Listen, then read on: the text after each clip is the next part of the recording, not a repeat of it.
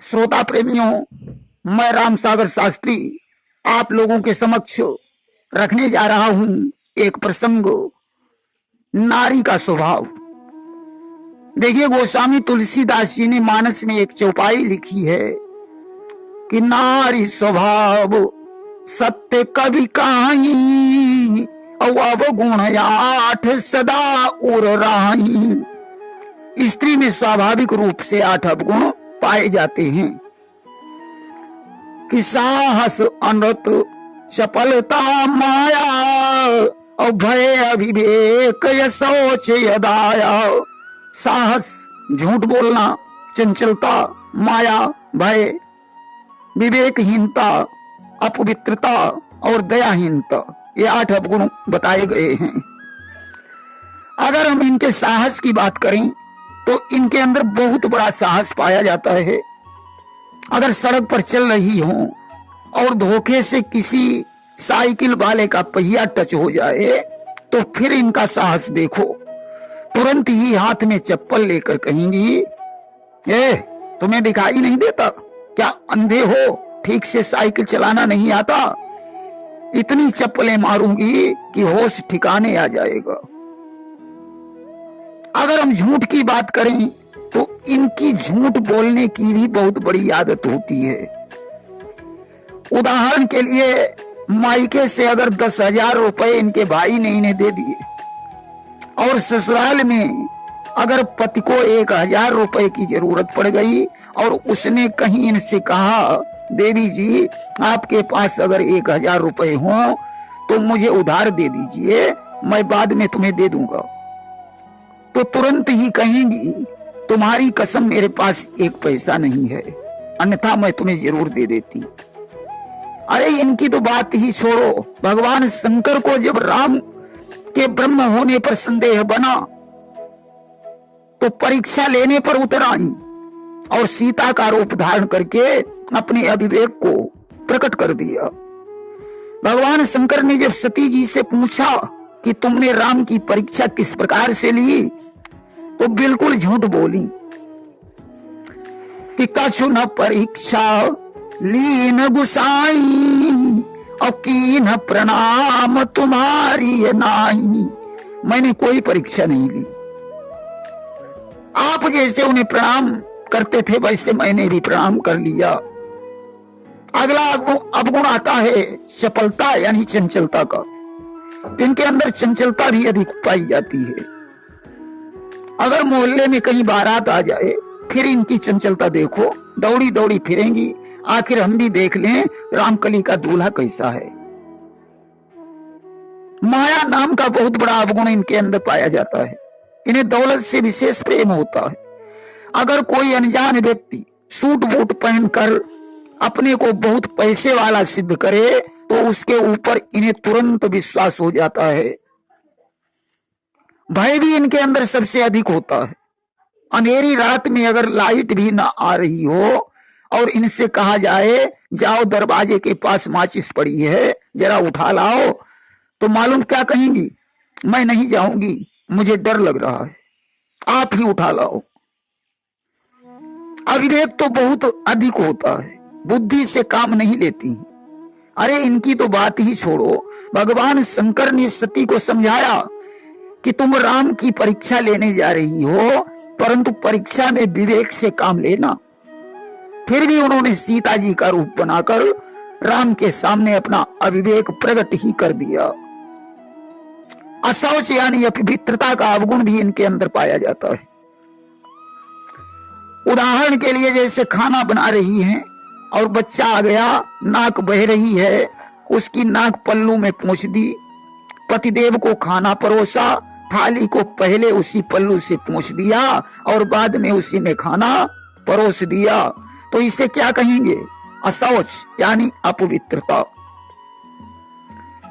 अदया यानी दयाहीनता भी इनके अंदर अधिक पाया जाता है।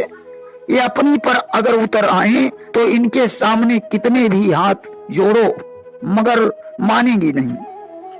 गोस्वामी तुलसीदास जी ने तो लिख दिया कि काहन पावक जाई सक, कान समुद्र समाई, कान करे अबला प्रबल के ही जग काल न खाई। अबला जब प्रबल हो जाए तो वो क्या नहीं कर सकती है। महाराज दशरथ ने तो कैकेयी के चरणों पर अपना शीश रख दिया और उन्होंने कहा, रानी तुम 2 वरदानों के बदले 4 मांग लो, मुझे कोई ऐतराज नहीं है, परंतु राम को वन मत भेजो। मैं राम के बगैर जिंदा नहीं रह पाऊंगा। परंतु कैकेयी फिर भी नहीं मानी। आखिरकार राम के वियोग में दशरथ की मृत्यु ही हो गई। अरे इनकी तो बात ही छोड़ो, देवर्षि नारद में 8 गुण पाए गए। जिस समय उन्होंने कामदेव को जीत लिया, ब्रह्मा और शंकर ने उन्हें समझाया कि भगवान विष्णु को यह बात मत बताना, अन्यथा परिणाम अच्छा नहीं होगा। फिर भी उनका साहस देखो, विष्णु लोक में पहुंचकर भगवान विष्णु को बता ही दिया कि मार चरित नारद सब भाखे और यद्यपि प्रथम बरज शिव राखे। और इनका साहस देखो, विश्व मोहिनी को प्राप्त करने के लिए इन्होंने भगवान विष्णु से उनका रूप मांगा कि आपन रूप देहु प्रभु मोही, अवान भांति नहीं पावहु ओही। अगर कोई व्यक्ति प्रधानमंत्री से जाकर कहे कि अपना कुर्ता उतार कर मुझे दे दीजिए, तो क्या कहा जाएगा? साहस। अनर्थ यानी झूठ की बात करें तो नारद जी ने विश्व मोहिनी का हाथ देखकर उसके लक्षणों को छुपा लिया और बनावटी बात राजा शीलनिधि को बताई, यानी झूठ बोला कि लक्षण सब विचारी उर राखे और कछुक बनाई भूप सन भाखे।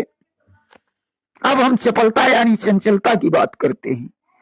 जब भगवान ने इन्हें बंदर का रूप दे दिया और ये स्वयंवर में पहुंचकर सिंहासन पर बैठ गए तो बार बार उछल रहे थे कि पुनि पुनि मोहनी वो कसई अकुलाई और देखी दशा हर गण मुस्काई।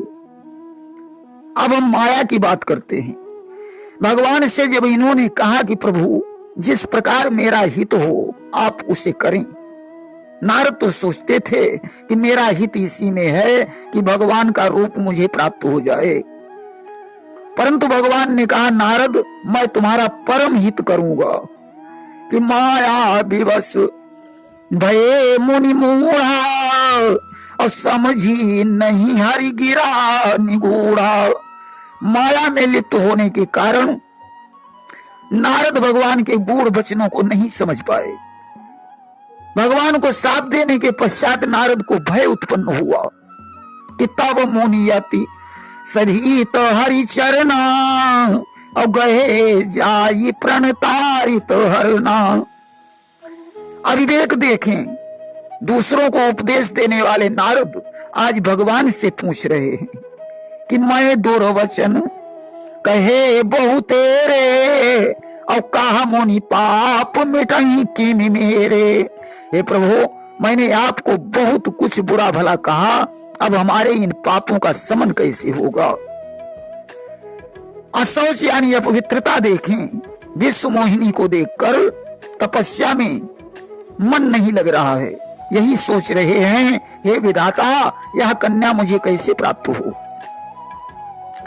कि जप तप कछु न हो यही काला और विधि मिलई कवन विधि वाला।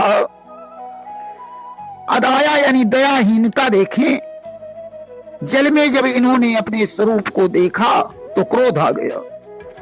विचार करते हैं भगवान विष्णु को जाते जाते या तो श्राप दे देंगे या उन्हें पीटने लगेंगे कि दीहूं श्राप या मरीहूं जाई और जगत मोर उपहास कराई। इस प्रकार 8 अवगुण देवर्षि नारद में पाए गए। प्रेम से बोलिए वृंदावन बिहारी लाल की जय।